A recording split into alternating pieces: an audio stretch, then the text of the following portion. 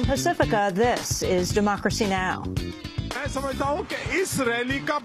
believe that this rally will have a huge impact on the women of Delhi and the rest of the country. It will leave its mark and will send a message that such heinous crimes must not happen again. Mass protests continue in India, where 5 men were formally charged with the gang rape and murder of an Indian student on a moving bus. We'll go to Delhi to speak with Kavita Krishnan of the All India Progressive Women's Association. She led protests outside the Delhi chief minister's residence when the police charged at them with water cannons. Shouldn't the government know this much, at least that our rage will not be washed away with water cannons or beaten out of us with sticks? It is shameful that the government and the police, who are ever willing to defend the actions of rapists, are now poised to attack those fighting for women's rights. Then another New York Times expose on the safety conditions at the Bangladeshi factory, where a fire killed at least 111 workers. The factory made clothes for Walmart. How the factory caught fire, I don't know that, but when we heard fire, we all rushed and were trying to get out of the factory. The factory worker broke a window, and one of the workers pulled me through the window. We'll speak with Stephen Greenhouse, labor and workplace reporter for the New York Times. His latest piece, as Walmart makes safety vows it's seen as obstacle to change. All that and more coming up. Welcome to Democracy Now!, democracynow.org, The War and Peace Report. I'm Amy Goodman. U.S. drone strikes have killed 15 people in Pakistan, including a Taliban commander, according to officials there. Malvi Nazir was killed along with several other people in a strike in South Waziristan Wednesday night. A second strike this morning in North Waziristan killed at least 4 people. The United Nations says more than 60,000 people have died in Syria over nearly 2 years of fighting between government forces and rebels opposed to President Bashar al-Assad. A new analysis of the toll conducted for the UN Human Rights Office took 5 months to complete, using data from 7 sources, including the Syrian government. The number's higher than the previous estimate of 45,000 reported by the British-based Syrian Observatory for Human Rights. Rupert Colville, spokesperson for UN Human Rights Commissioner Navi Pillay, discussed the Syrian crisis on Al Jazeera Wednesday. It became so complicated. There were so many different people reporting casualties, so many different places where violence and fighting was going on simultaneously, and no way of really verifying each and every case. So it's been a very difficult issue. But this is a real attempt to do an exhaustive analysis of the information we do have. It should be treated as an indicative number, not as a real number, but we believe it's probably the minimum. Violence in Syria is continuing to claim scores of lives on a daily basis. More than 200 people were killed Wednesday, many of them in and around the capital, Damascus, according to an opposition group. Dozens died when a government airstrike hit a gas station in a Damascus suburb. An internet video posted by rebels appears to show fighters loyal to Assad killing 2 men by stabbing them and hitting them with concrete blocks over an extended period of several minutes. Meanwhile, the United Nations Refugee Agency says about 84,000 people fled the Syrian crisis in the month of December alone, bringing the total number of people displaced by the conflict to about 500,000. A news blackout has been lifted over the disappearance of a U.S. journalist kidnapped in Syria. Freelance reporter James Foley was kidnapped by gunmen in November. His family kept the news secret, but they've now launched a public campaign for his return. Foley's written for Global Post and Agence France Presse. In 2011, he was captured and held for weeks in Libya by forces loyal to ousted leader Muammar Gaddafi. President Obama signed a renewal of the controversial National Defense Authorization Act, or NDAA. The law has drawn widespread criticism for last year's provision allowing the U.S. to detain suspects anywhere in the world without charge or trial. A group of journalists, activists, and scholars have challenged the Obama administration over that statute in a case currently before a federal appeals court. Among those who've sued is Chris Hedges and Noam Chomsky. The 2013 version effectively blocks the Obama administration from closing Guantanamo by barring the use of funds for construction on facilities that could be used for prisoner transfers. There are currently 166 prisoners held at Guantanamo. 86 of them have been cleared for release. President Obama signed the renewal despite his objections to the Guantanamo provision following promises to close the detention center. In a statement, he said, quote, "I've approved this annual defense authorization legislation as I have in previous years because it authorizes essential support for service members and their families, renews vital national security programs, and helps ensure that the United States will continue to have the strongest military in the world," he said. Following a torrent of criticism from within his own party, U.S. House Speaker John Boehner set a timeline for voting on $60 billion in relief for Superstorm Sandy. Boehner has pledged to bring $9 billion in aid to the floor on Friday, followed by a $51 billion package on January 15th. He'd canceled an expected vote this week on Sandy relief, prompting outrage from Republicans in northeastern states pounded by the storm. In particular, New Jersey Governor Chris Christie hammered Boehner, saying he'd called the House Speaker 4 times Tuesday night after being informed the bill had been pulled. During a 40-minute news conference Wednesday, Christie called Boehner's decision, quote, "disappointing and disgusting to watch," and condemned the GOP's, quote, "toxic internal politics." In our hour of desperate need, we've been left waiting for help 6 times longer than the victims of Katrina, with no end in sight.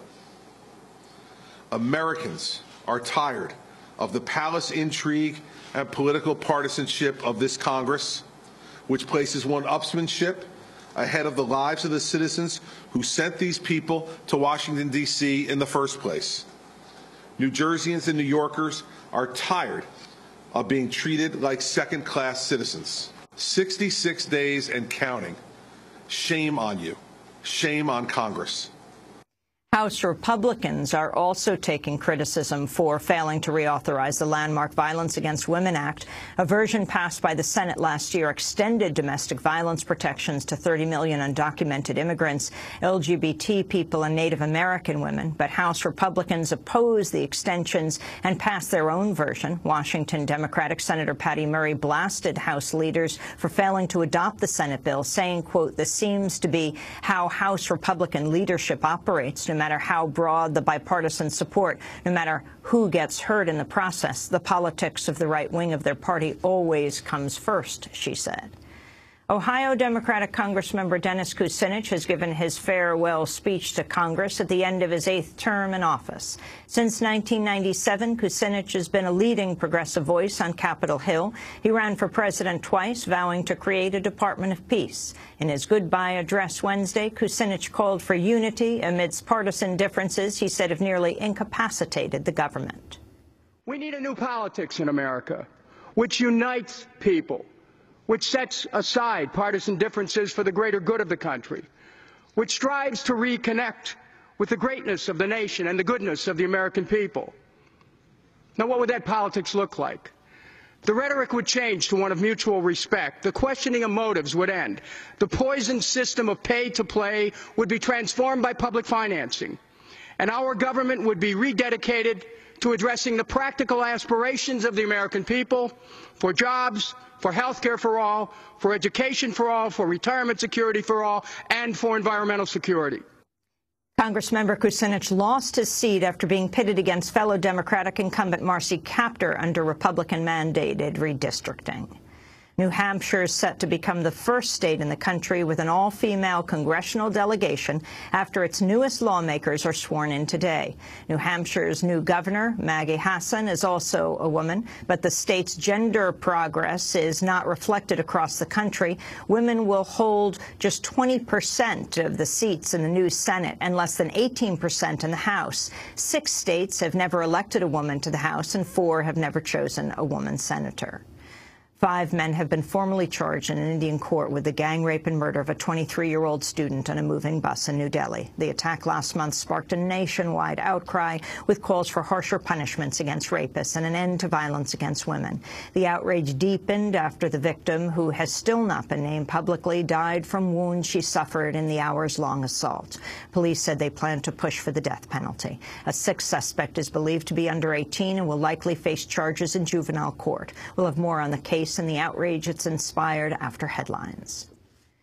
In other news from India, more than 100 people have died of exposure amidst historically low temperatures in the northern state of Uttar Pradesh. Officials said many of the dead were poor people whose bodies were found outside in sidewalks or parks. Temperatures in bordering New Delhi hit their lowest maximum level in more than 40 years on Wednesday. At least 13 members of Colombia's FARC rebel group have been killed after the military struck a rebel camp in a northwestern area. Military attacks against the FARC have continued even after rebels and the Colombian government began meeting for peace talks in Cuba late last year. Several former military officials have been detained in Chile after a judge ordered their arrest for the alleged involvement in the 1973 murder of singer Victor Jara. Jara was shot to death after the U.S.-backed coup that ousted elected President Salvador Allende. First, his hands were smashed so he couldn't no longer play the guitar. Victor Jara's widow has called for the United States to extradite one of the 8 officers now being charged in the killing, Pedro Barrientos Núñez, who is currently living in Florida. Joan Jara spoke Wednesday from a stadium that was used as a torture center following the coup. It is very difficult for me to talk at this moment, in spite of the fact that I know it is the time to talk. It's not a time for celebration. It's a time to be calm and to know that there is a lot of work ahead in order to finally achieve real justice. And especially real justice for all the victims who suffered so much here and in so many other places in Chile. Secretary of State Hillary Clinton has been discharged from a hospital in New York where she was receiving treatment for a blood clot. The clot is in Clinton's head, stemming from a concussion she suffered last month. And Al Jazeera has purchased the cable news channel Current TV. The deal is expected to give the Qatar-based news network a wider impact in the U.S. media world. Current TV was founded by former Vice President Al Gore and reaches tens of millions of homes across the United States. And the poet, spoken word performer, and civil rights activist Jane Cortez has died at the age of 76. Cortez published numerous books of poetry and put out several records of her words set to music. This is Cortez performing one of her best-known poems, I Am New York City. I am New York City. Here is my brain of hot sauce, my tobacco teeth, my mattress of bed bug tongue. Legs apart, hand on chin, war on the roof, insults, pointed fingers, push carts, my contraceptives all. Look at my pelvis flushing. I am New York City of blood, police, and fried pies. I rub my docks red with grenadine and jelly madness in a flow of Tokay. My huge skull of pigeons, my seance of peeping toms, my plaited ovaries, excuse me. This is my grime, my thigh of steel spoons and toothpicks. I imitate no one. Spoken word artist, poet Jane Cortez died on December 28th. And those are some of the headlines. This is Democracy Now!, democracynow.org, The War and Peace Report. I'm Amy Goodman. And I'm Juan Gonzalez. Welcome to all of our listeners and viewers around the country and around the world. Thanks so much for watching this report from Democracy Now!, your daily independent global news hour. We don't accept advertising or corporate funding, but rather rely on donations from viewers like you. Please make your contribution by visiting democracynow.org. We need your support today to keep bringing you this hard-hitting, in-depth reporting.